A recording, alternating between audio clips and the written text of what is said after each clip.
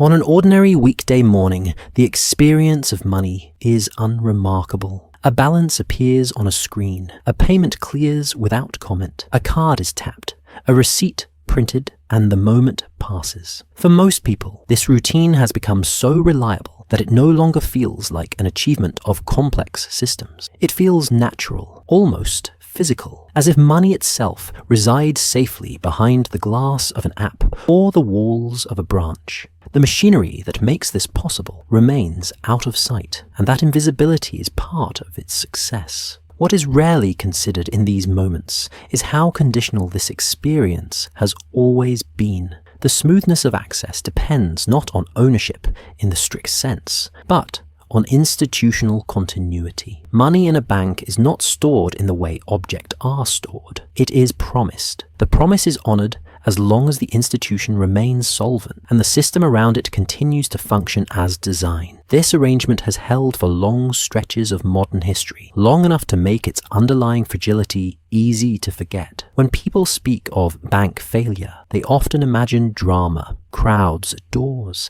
panic in voices, headlines written in urgent language. Yet the most consequential changes in how money is treated have rarely arrived this way. They have arrived through process, through temporary rules that quietly become permanent, through access that is delayed, limited, or reclassified rather than outright denied. These experiences are not cinematic, they are administrative, and because of that, they tend to be underestimated until they are lived. In the present, there's little to suggest immediate danger. Banks operate, transactions settle, confidence appears intact. The language of stability is reinforced by routine stress tests, regulatory oversight, and digital convenience. This surface calm is real. It reflects years of effort to rebuild trust after earlier crises. It also masks the degree to which the system has been restructured in anticipation of future failure, not its prevention, but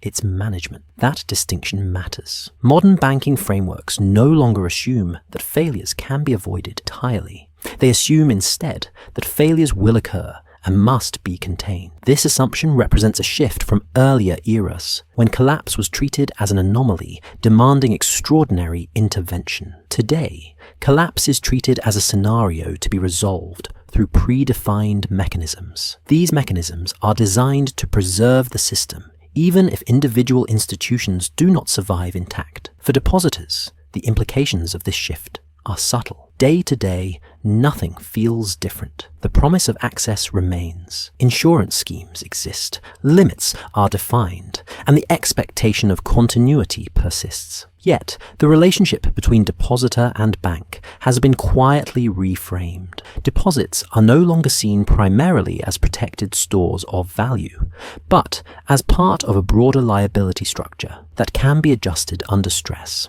This reframing is legal and procedural, rather than rhetorical, which is why it attracts little attention. History shows that this kind of reframing often precedes moments of reassessment. In earlier periods, depositors learned about the true nature of their claims only after conditions changed. Bank holidays, withdrawal limits, and forced conversions were introduced not as punishments, but as tools to preserve what could be preserved. Those measures were often effective in preventing total collapse. They also altered public understanding of what money in a bank actually represented. The present moment echoes those earlier transitions without repeating their outward forms. Instead of sudden closures, there are resolution plans. Instead of improvised rescues, there are legal hierarchies designed to absorb losses internally. The intention is to avoid panic by making outcomes predictable. Yet,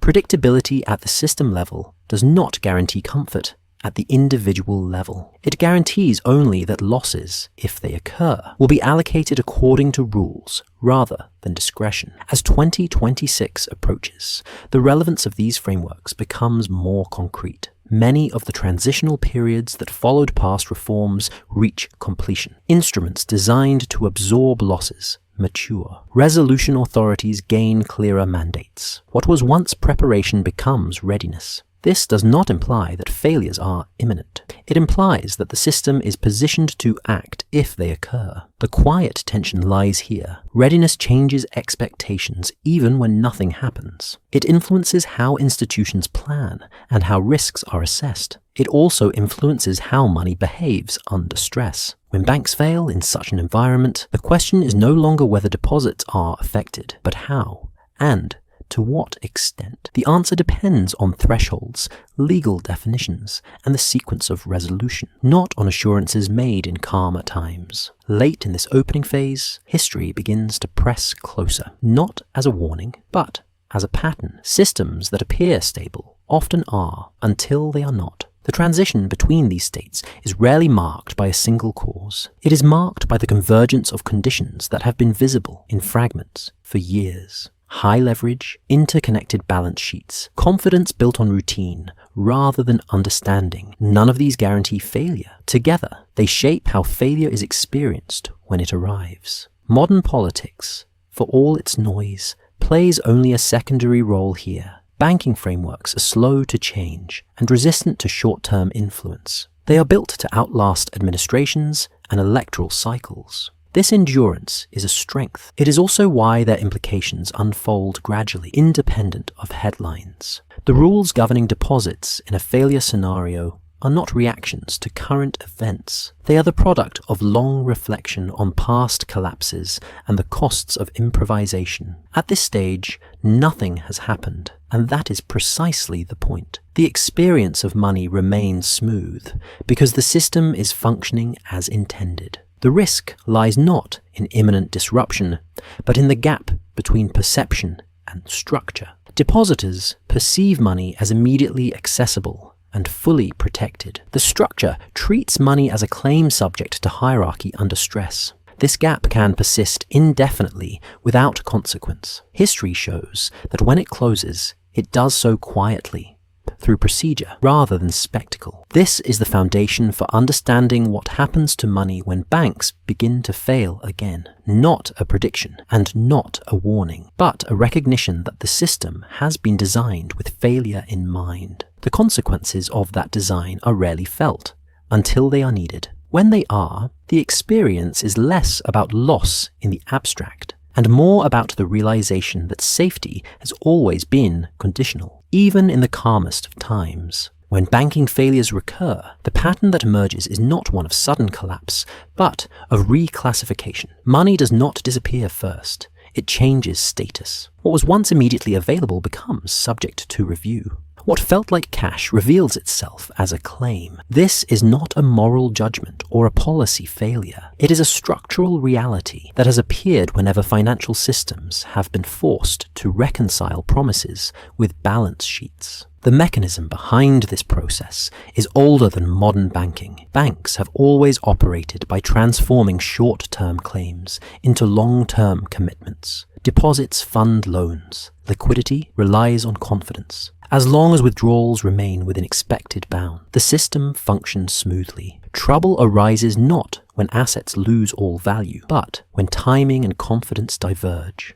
Assets may be sound in the long run, while liabilities demand settlement now. It is in this gap that failure occurs. Modern systems attempt to manage this gap through layers of protection. Capital buffers absorb losses before they reach depositors. Liquidity facilities smooth temporary shocks. Insurance schemes protect defined amounts. Resolution frameworks outline what happens when these defenses are insufficient. Each layer reduces the likelihood that depositors will be affected. None of them removes the possibility entirely. The structure is designed to delay and contain, not to guarantee. Historical mirrors make this clear. In past banking crises, depositors were often reassured until the moment access changed, not because authorities intended deception, but because systems can appear healthy until stress reveals their constraints. The initial response was rarely to declare losses. It was to impose order. Withdrawals were limited, transfers delayed, accounts frozen while assessments were made. These measures were described as temporary, and often they were. Their purpose was to prevent disorder while the system recalibrated. The recalibration itself followed predictable lines. Losses were allocated according to hierarchy. Equity holders were wiped out. Creditors absorbed write-downs or conversions. Depositors, above protected thresholds, were treated as unsecured claimants. This treatment was rarely framed as confiscation. It was framed as necessity. The institution needed to continue operating, and its obligations exceeded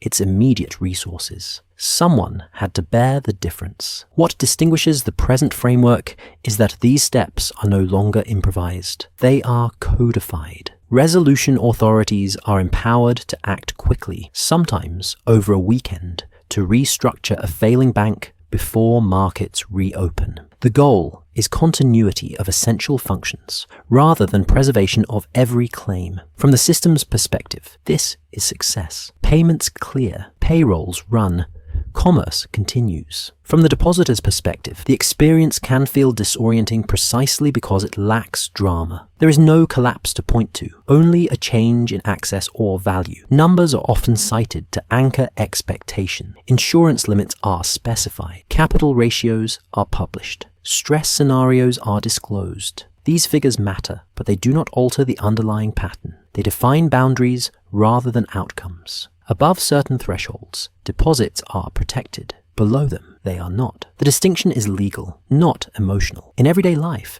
money feels fungible, regardless of amount. In resolution, it is not. The present conditions mirror earlier ones in another important way. Long periods of stability encourage concentration. Deposits accumulate in institutions perceived as safe and convenient. Digital banking accelerates this process, making it easier to hold large balances in a single place. From an efficiency standpoint, this makes sense. From a structural standpoint, it increases exposure. When failure occurs, it does so where concentration has built quietly over time. Fragility in such systems does not require widespread insolvency. It requires only localized stress combined with interconnected obligations. A single institution can encounter trouble that, through shared funding markets and payment systems, affects others. Resolution frameworks are designed to break this chain by isolating the failure. Isolation, however, involves drawing lines. Some claims are honored immediately, others are deferred,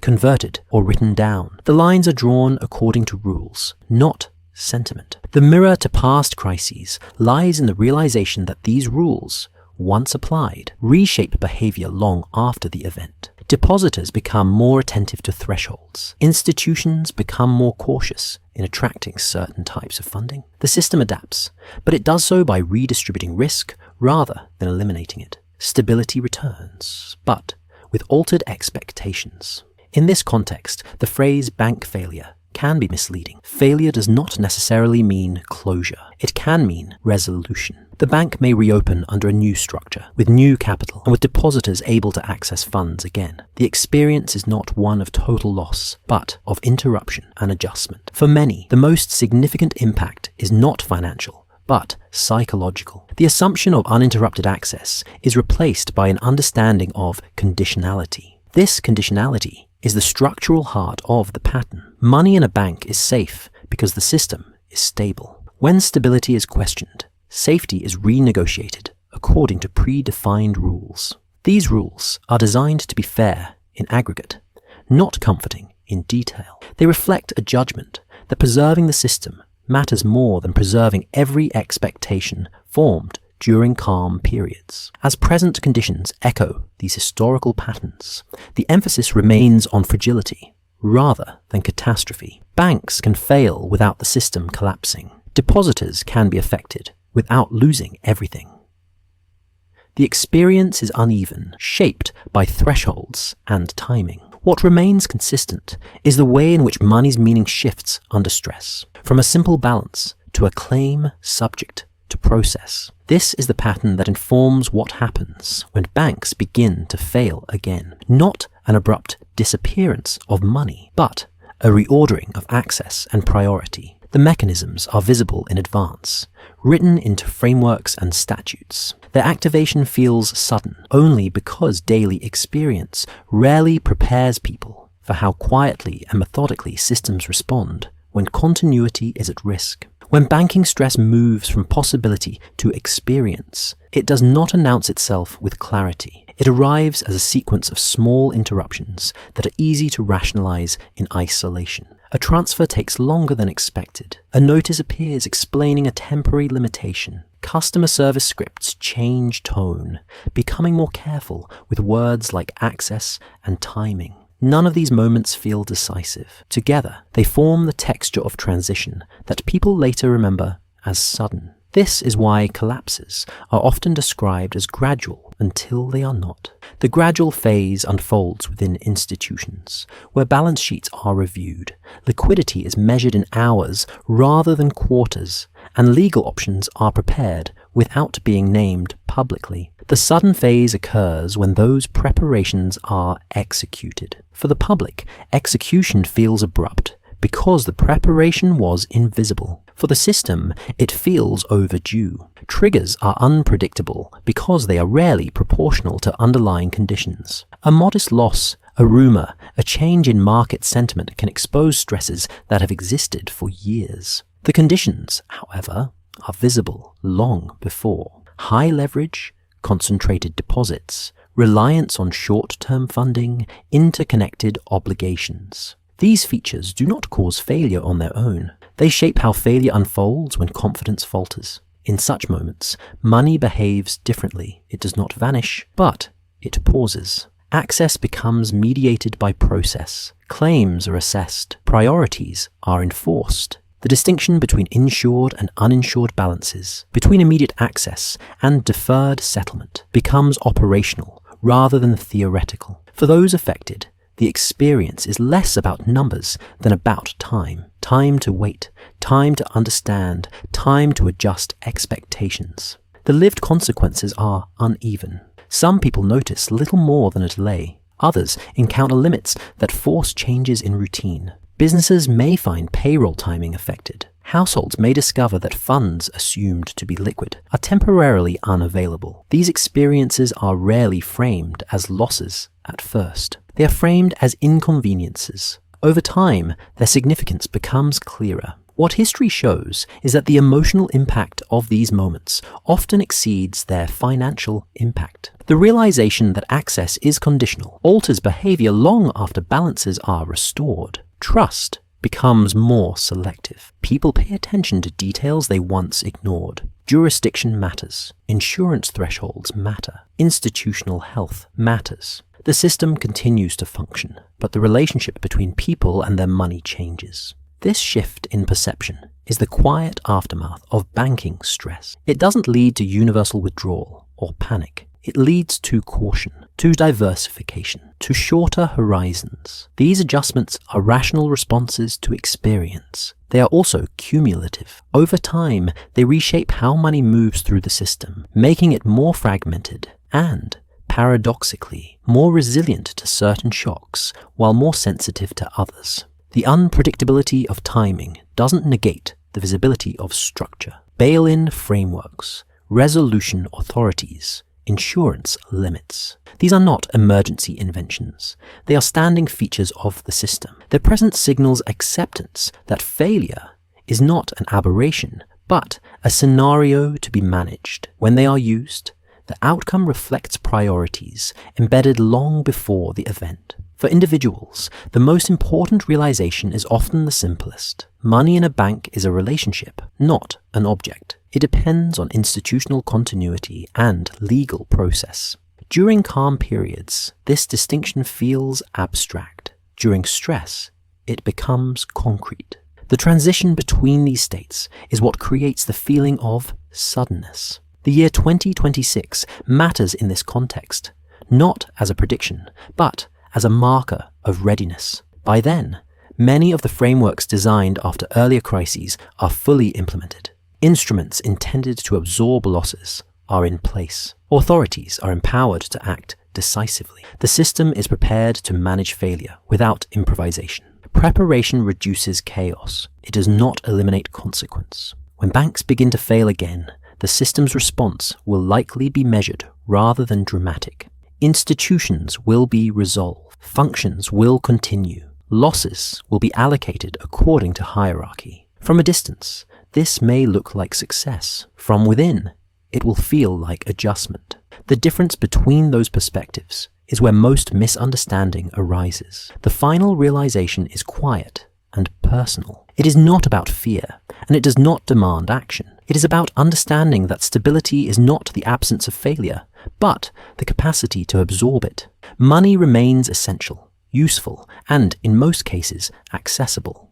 What changes is the awareness of its conditions. History suggests that this awareness lingers. Once people have lived through the administrative reality of banking stress, their assumptions recalibrate. They no longer equate balance with certainty. They recognize that systems endure by managing limits, not by denying them. This recognition does not weaken the system, it grounds it. In the end, what happens to money when banks start failing again is less about loss than about revelation. Revelation of structure, of priority, of the quiet rules that govern access when confidence thins. These rules do not appear overnight. They have been written and refined over years of reflection on past collapses. When they are finally applied, they feel new, only because they were rarely needed. The system will likely remain calm, even as it changes.